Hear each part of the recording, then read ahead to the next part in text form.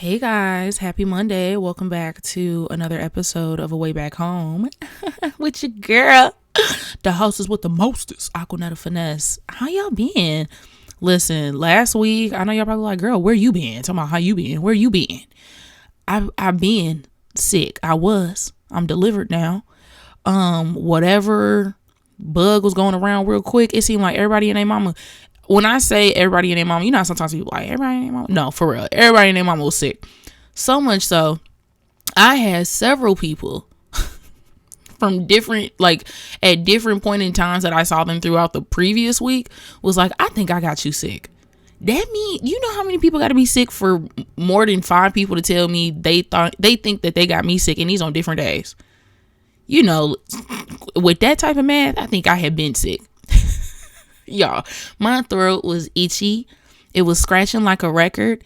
And I put a castor oil wrap on and bing, bing, bing, bing. Yup, rock my shit. Whatever was bound up, shackled up in my throat, got released by the castor oil wrap, which is what it was supposed to do. But damn, I mean, like, it was a day where I was supposed to go watch my nieces. Baby, I had to hit up my sister like, ugh, I don't know if I'm gonna make it, girl. No, I said I ain't. And no, I think initially I said I don't know if I'm gonna make it, and yeah, I didn't. It took me 5 hours to get out the bed. I said, hello? Like, I was so exhausted, but you know, I'm recovered. I'm here. I'm healed. Yes, better than ever. And here we are on this beautiful Monday. Now, you're probably like, wow, this is a really relaxed episode, because, girl, sometimes, listen, as you journey on your way back home, relax, flow. And this is one of those. This is one of those episodes. This week, that's the episode's theme. Okay, we flowing, we going. I don't have anything written out real deep and philosophical, baby. We finna just go, flow, and talk and chit chat it up, because, you know, sometimes we really can take life too serious, myself included. And I have to remind myself, and those that I love, and that includes you guys that are listening, baby, you don't get, like, you doing overtime in a serious department, you don't get higher pay. You don't get, your pay is probably, it's a flat rate, okay? It's a salary. There's nothing that you can do to make more, or like, that's just what you get. When you get real serious about life, oof, shit just be looking weird for no reason. Like I'm talking like serious, like, and it's definitely a spectrum, and not even like a spectrum. I feel like serious is like I'm visualizing like what's them things, like a wheel, but like a spin the wheel, you know what I mean? Yeah, like one of them wheels. And the whole thing is serious, but like what aspect of serious you're getting is always so funny. So like for me, when I be too serious, I don't be laughing, and I be like, geez, Netta, loosen up, you know, like, wow, relax. Or sometimes I get so serious, no joke, I'll embody it. And I don't mean that in a metaphorical sense. I mean that in the most physical sense possible. I'll literally recognize that my shoulders are damn near up to my fucking ears. I done made my neck disappear because my shit is so tense, and I'm like, take a breath. I mean, sometimes I'll even hear my higher self, my inner God, be like, breathe. That's all I hear. Breathe. And I'll be like, like, this how you also know if you're not breathing. You ever just be doing whatever, literally minding your doggone business, and then you do one of them like stutter breaths, like you'll be like, like it shake. You're like, wow. I was like, oh, something. I picked up on that, I think like 2 years ago in therapy. And I just went in one day, and my therapist was like, what you think about it? I was like, there's times where like I stop breathing. And she's like, what? And you know, it's unfortunate, because when you talk to certain people, they be so, I don't know, is it dense? I don't know where they be actually, but she'll say that, and like, they know what you meant, and they're like, so like, how are you alive? What do you mean? Okay.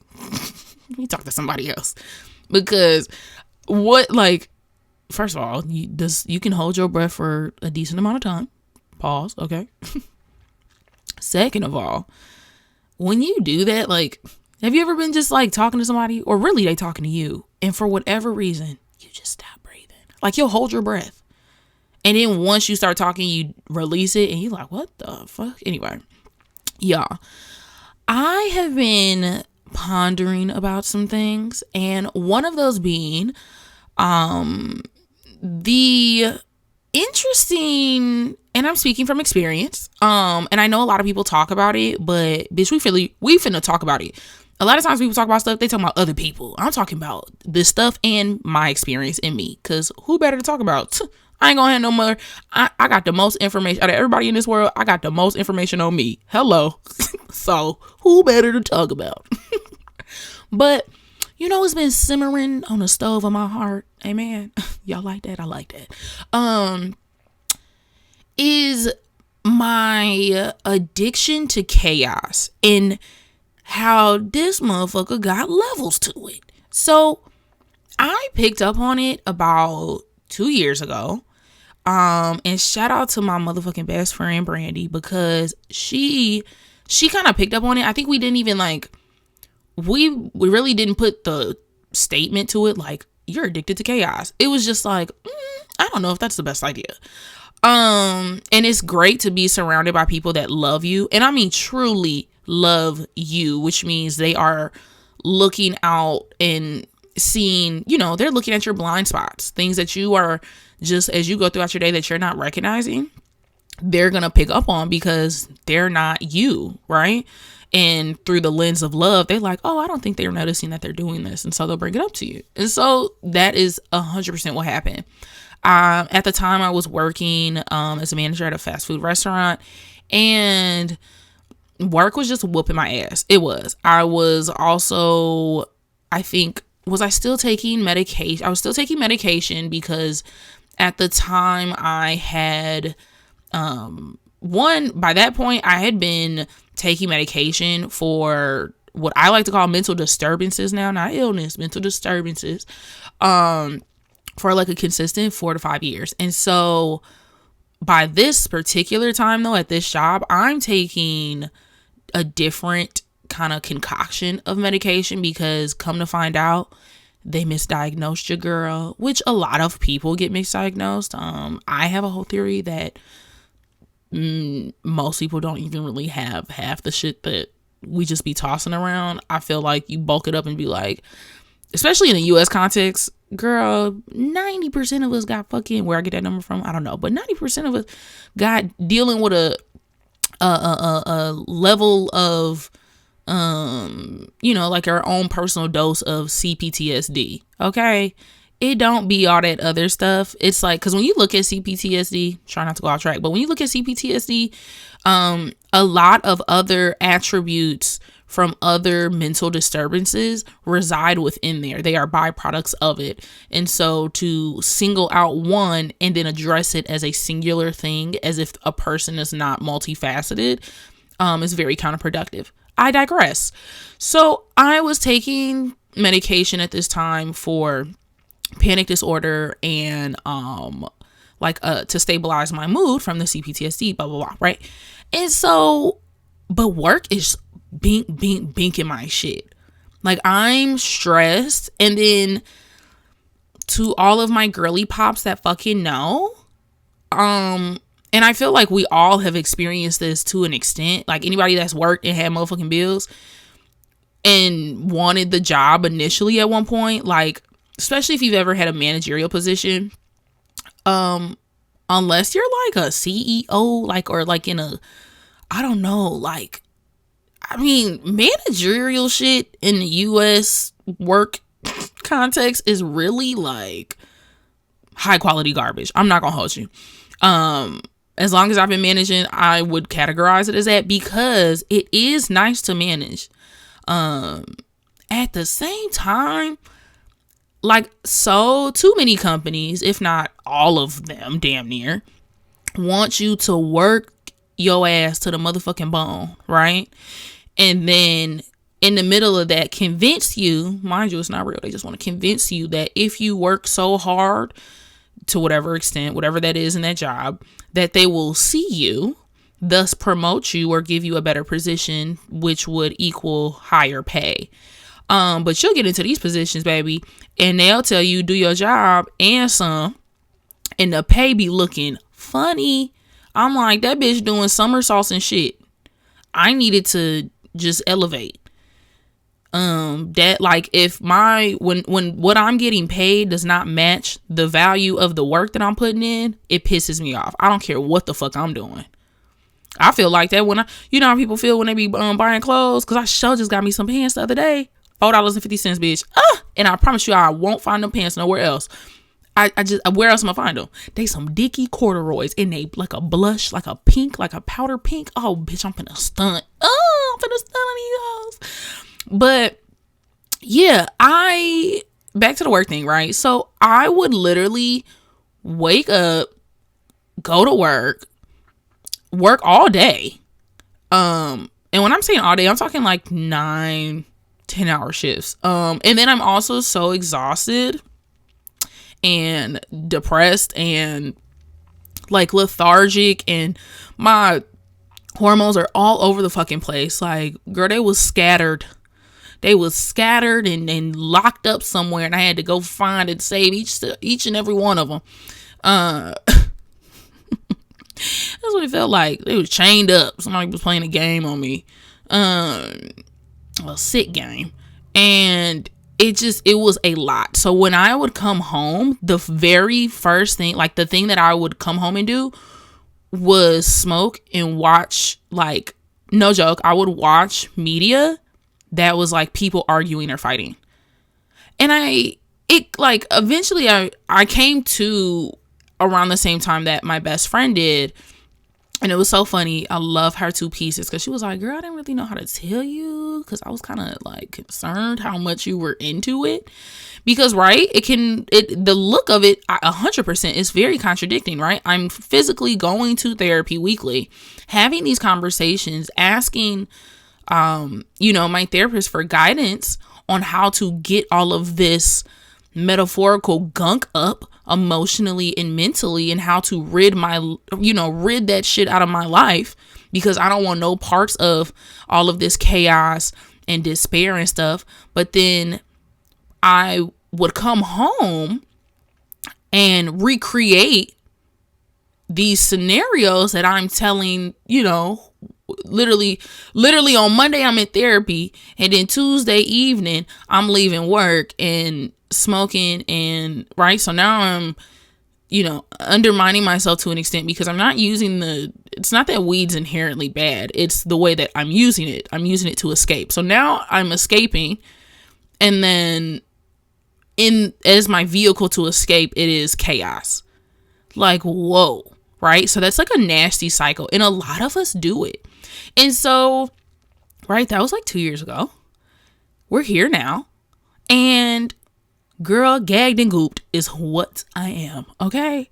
Gagged and gooped, because my awareness was like I had just reached a new level of awareness, and it was like, ding, ding, ding. What the fuck? And I was like, oh, really? So now I don't watch a lot of the things that I used to watch. Some I have completely stopped watching. Others I like dibble dabble. I'll go back and be like, oh, what y'all got going on? Okay, let me go back. And I was just asking myself, like, these past few days, like, what is that? Like, I know it's the addiction to chaos. I understand that. And then I guess I underestimated how layered it is, because, I just got a visual. I guess it's like very tip of the iceberg. But I think, right, staying with this metaphor, the tip of the iceberg, the visual, that shit looked dangerous. It looked like the sharpest, like, oh, that's what it's really finna get you. Instead of the essence and the width and the girth and I don't like that word. The way that people don't like moist, I just realized, like, girth. Anyway, but we're going to use it because it still applies. The girth of this iceberg, right? Like, that is what it really is. So if I'm the water, right, and the iceberg is in the water. But I'm recognizing, like the people that love me, the tip of the iceberg. What I'm experiencing, though, is the fullness of it. And so I'm experiencing now, like, things that other people are not seeing, things that people are not able to quickly pick up on. It doesn't mean that they don't love me. They don't see it anymore. The tip of the iceberg is gone. And so I'm over here gagged and gooped because, bitch, I thought the work was done. I was ready to move on. I was ready to move along. And I recognized this is what made it, like, I guess, come up and I guess kind of show itself to me, or I think it had been showing itself. This is kind of what brought clarity to what I was experiencing, and thus me talking about it now. I recognized that when I was having a hard time sitting in silence, and specifically sitting in silence and doing nothing. And I don't mean meditating. I literally mean just sitting in my room or sitting in the living room. No music, no phone, no TV. Crack open a window, listen to the soundtrack of life. Okay? And just sit there. I don't have to say anything to myself. I don't have to think about anything. I don't have to write anything. I don't have to do anything. Nothing has to be done right now. Like nothing. Just enjoy that. And I was getting really fidgety. Another thing that brought clarity was I was recognizing that I was carrying conversations that were not, mind you, these are not arguments. Cause I ain't got no beef with nobody. I'm vegan. I ain't arguing with nobody. I'm not going back and forth with nobody. Not even myself. Okay. But I would leave these conversations that, I mean, barely. I mean, like, when I say these are conversations, if somebody wanted to start mess, they could. And be like, oh, so you just disagree. Like, disagreeing is not an argument. No. And so I'm having conversations where me and another person are not necessarily agreeing on something. And we're, asking more questions to be like, oh, I want to see what you mean. What do you mean? Oh, okay, I get that. So what about this? That is a conversation. Girl, while I'm going home in my bed in the thick of the night, replaying that shit, adding more shit to it. And I said, Netta, what? Like, why? And I said, oh, it's, first of all, amen, hallelujah, thank you to the Most High, the divine source, okay? Amen, divine intelligence, shout out to you, big dog, yeah. Because I recognize that God was like, Netta, everything is okay. Like, everything is truly okay. Everything, not only is it okay, you are well. This is the best I've ever been. And I keep telling people that because it's true. Like, if somebody was like, so, how is everything? I'm doing fucking amazing. There's nothing I can complain about. There's nothing I want to complain about. I'm exactly where I'm supposed to be, doing exactly what I'm supposed to do, experiencing exactly what I'm supposed to experience. And I open myself up to the best of my ability to learn and see things for what they are and what I'm supposed to receive from them and the fullness of it. And like, I take it a day at a time, and I love my life. And so it's more of like this experience within myself where I am being asked to, I guess, deploy more compassion for deeper parts of my shadow self that, I ain't realizing went that deep. I didn't know. And it's like, I don't need to hear people yelling to calm down. I don't need to hear someone talking to go to sleep. There's times where like I'll lay in my bed and I'm like, why are you restless? And then I'll like play a YouTube video and fall asleep. And I'm like, hey. And then like the next, I think even a few days ago, I like challenged myself and I was like, hey, turn the phone off. Like, you don't need to hear someone yapping in the background to get some restful sleep. Like, do you trust that this is the life that, I've been telling people, like, I am creating a life that I don't have to escape from. And so this is a part of that process. And I guess I didn't recognize, like right back to the iceberg thing. I wasn't aware that there would become a point where, not that no one can help me, but they can't see it to help, right? A lot of times when we help people that we care about, it's because we see something. It's not necessarily because they just told us, unless they are somebody that's like, I'm just not doing well. And that's just something that they do often. But most people just aren't doing that, because we also like that level of responsibility of taking care of our well-being. It feels good to take care of yourself. I don't care who the fuck you are. It feels good. Look, I got it. I got it, big dog. No, don't you worry about it. But to that, there also comes a level, back to the metaphor of the iceberg, right? I'm at a place where no one can see anything. I'm feeling all of this, right? It's in we're talking about the body of the iceberg, and I'm the water. I'm feeling it. I'm up in here. I'm deep. And so it requires a level of integrity, a very high level of responsibility for self. And right, I mean, if I'm sitting here saying to myself and other people, I am creating a life that I do not have to escape. Listen, your words create worlds, and your word is your wand. So when you say things over and over and over and over, you are getting things in motion. It's like you revving up an engine. So if you say it over and over, that's why affirmations work, right? And so on a side note, stay with me, y'all. Stay with me. I'm gonna go somewhere, but stay with me. What everybody is currently experiencing at this given moment, right? Wherever you're listening to this, wherever you are, what you are experiencing this day so far that you've had, long before, before you listen to this, and whatever you experience, you are experiencing something that you created. So you are experiencing, in essence, the past, a piece of the past, because you created your now. You helped to co-create that. And so there's that. That's why a lot of us have a challenge when we're transitioning, when we are outgrowing certain stages and friendships and jobs and relationships and ideologies and beliefs and practices. And then we're, dying to that and being reborn. That transitionary space is very auspicious. And the auspiciousness is because, if to give you a visual, it's like walking through a dark hallway, but there's a door at the end. That's not a question. It's not anything you have to be concerned about. What you start to concern yourself with, though, is like, girl, what you think up in this hallway? You think it's something in this hallway that they didn't tell us? Like, no, this is just, and it's in that space where a lot of us are like in solitude, and a lot of us are, quote unquote, like loners. And it's like, no, I'm not alone. I'm with myself. And so to the iceberg thing, it's like, I am so with myself. I don't know where else to be.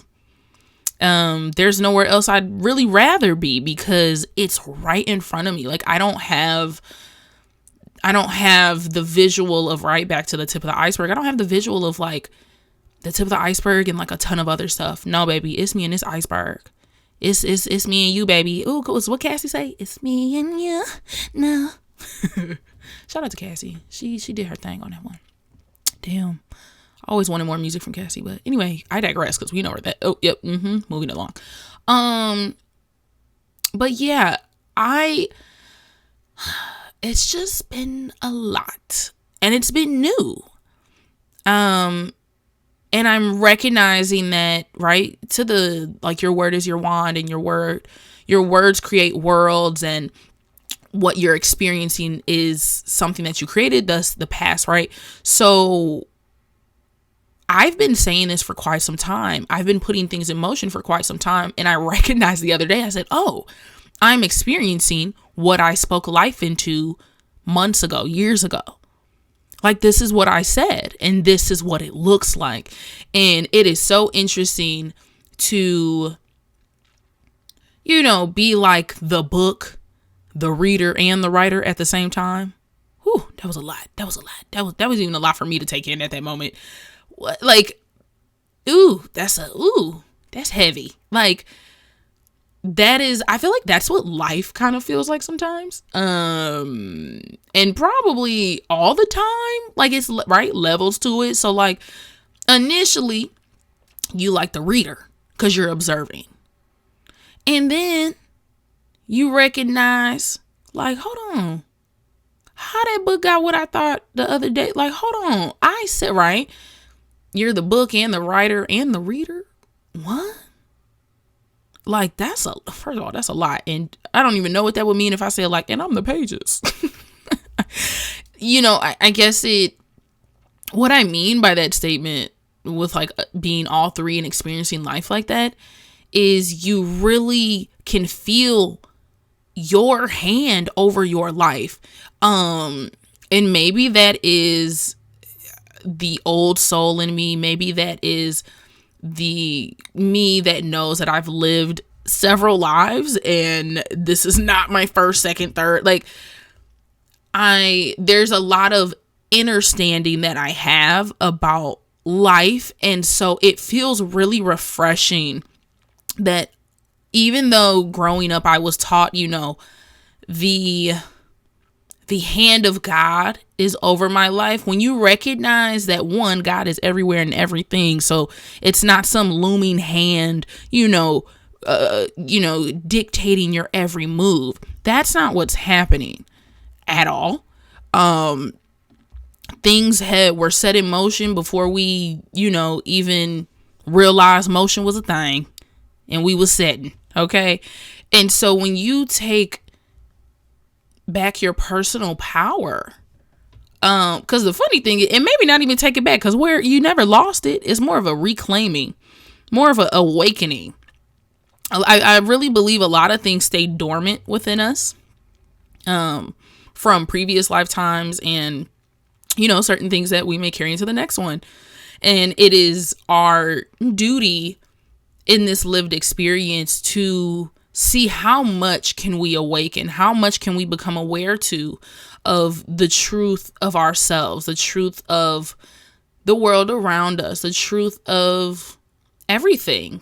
I think a great example is for me, there's no such thing as a bad person. I don't know where we got that from. We are all made from love. Love resides in every single one of us. We, and specifically as women, we embody love. We are love. We are walking, living, breathing embodiments of love, right? Why do you think these people say motherland, Mother Earth, the matriarch, the women, all of that talk, Mother Gaia, like women, mother, all of that. There's no bad people. And a lot of times when we, right, to the mirror thing, when people are like, everyone's a mirror and what you're experiencing is a mirror. I would say 110% true. Also, take that with like a grain of salt when you're applying that though to your life, because if your lens is looking for bad shit, you're going to try to figure out and pick yourself apart and see where the bad shit is. So that's not applicable. Now you just beating yourself up. That ain't no. Now you boxing. Now you binking yourself, and that's no fun. And now you're under the impression that life sucks and life is hard. Life is not hard. I don't know where we got that from, at all. And when I say life is not hard, I really do mean that. To be clear, and for an example, humans seem to be the only species that are having like a rough time. And I know that sounds silly, but I'm so serious, right? God is everywhere and everything, and God made all of this. Source made all of this. We all came from the same place, which is why the name of this podcast, A Way Back Home. We're all headed to the same place.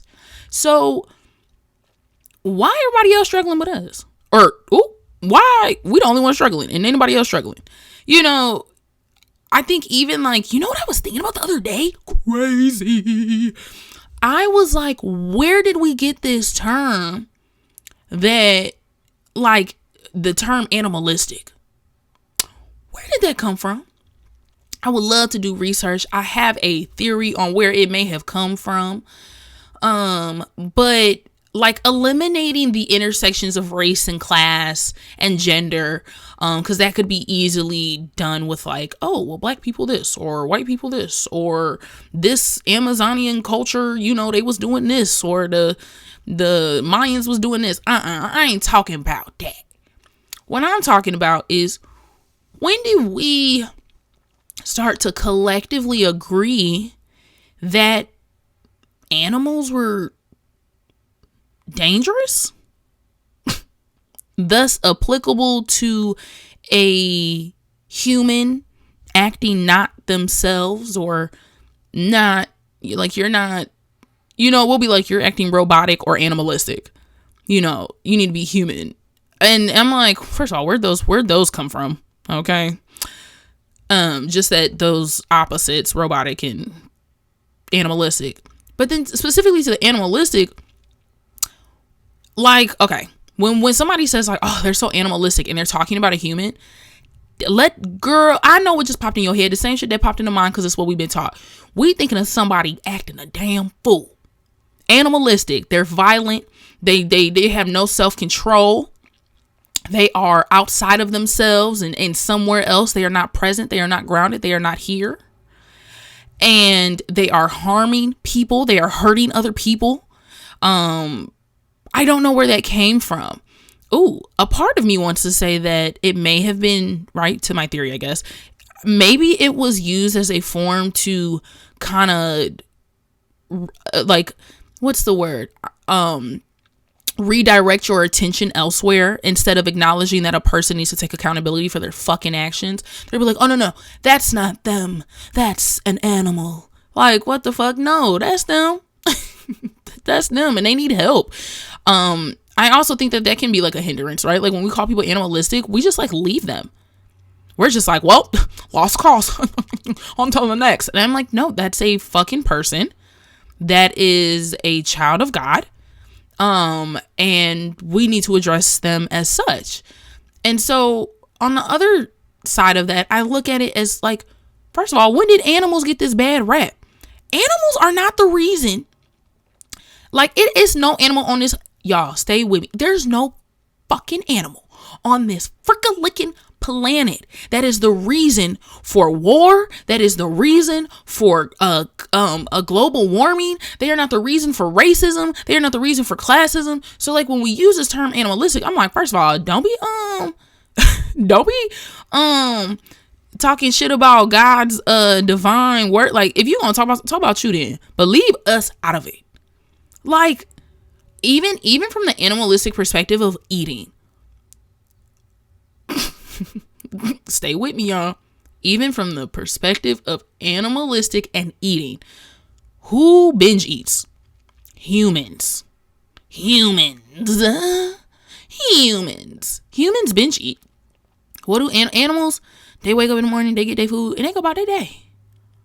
They don't be sitting there having buffets. They don't sit there and you know, they get their needs met, and boom cat baby. Ooh, not me finna dance. Boom cat but boom the cat. Y'all hit that wherever you at. Hit it again. Boom cat. Boom the cat. Okay, but like, you get what I'm saying? The animal, like, where did what? None of, first of all, we need to just take out animalistic out there. Because if anything, we could learn from these animals. Learn that when our needs are met, oh my goodness, we thrive. And when people's needs are not met, they become resourceful, and rightfully so, and they get shit done. And it's so unfortunate that through their resourcefulness, especially under the not the guise, but I can't think of the word. Anyway, just under capitalism, when you're talking about resourcefulness and getting things done, it sucks, because under capitalism, they can flip it and be like, yeah, they got it out the mud. They shouldn't have to get it out the mud. It's plenty to go around. And now that somebody got it out the mud and it looked like a 1 in a million chance, like, if they can do it, I can do it. No, you shouldn't have to. That's the thing. But I feel you, because we all have, I was telling my mom the other day, I was like, I love when like life you experience something in life and you get that dog in you. ooh, I love that shit. Like, I love experiencing it in myself. I love watching it in other people. I fucking love that shit. I love it. I love it. I love it. I love when you can just like, you could tell like, yup, that's they rock bottom. They done had it. They finna go. Oh, and I just love that. You know what made me think about that? Because I was watching like the first 20 minutes of Griselda on Netflix, and I said, oh, there it go. She about to get it out the mud. And you know, even to Griselda, I think perfect example. When just staying on topic, when like I haven't changed the topic 30 times. Welcome to my world. Griselda, you know, the Netflix show, they started at a particular part in her life. They didn't start like when she was a kid or anything. They started right when she came to Miami. And so, you know, you kind of see her go straight into it. But it doesn't take away from the fact that was once a child. Like, yes, people do horrific things and people experience horrific things. That doesn't make them bad. And it sucks because even from the first 20 minutes of watching, it is very evident that there was a need that was not met and she needed her needs met. And so she did what she had to do. In that, though, she seems to, of course, we see through history and through what happened that, you know, and it wasn't just her. This is all of us. When our needs are not met, because we got a lot of examples on, y'all. I know we all can think of some people on social media that we see. People will get their financial and material, they'll get their material needs met. When those material needs, and they are important, especially in today's world, when those material needs are met, but your emotional, mental, psychological, spiritual, right? All of those emotional, all of them intangible needs are not met, it breeds first of all, it's an imbalance. And it also creates like it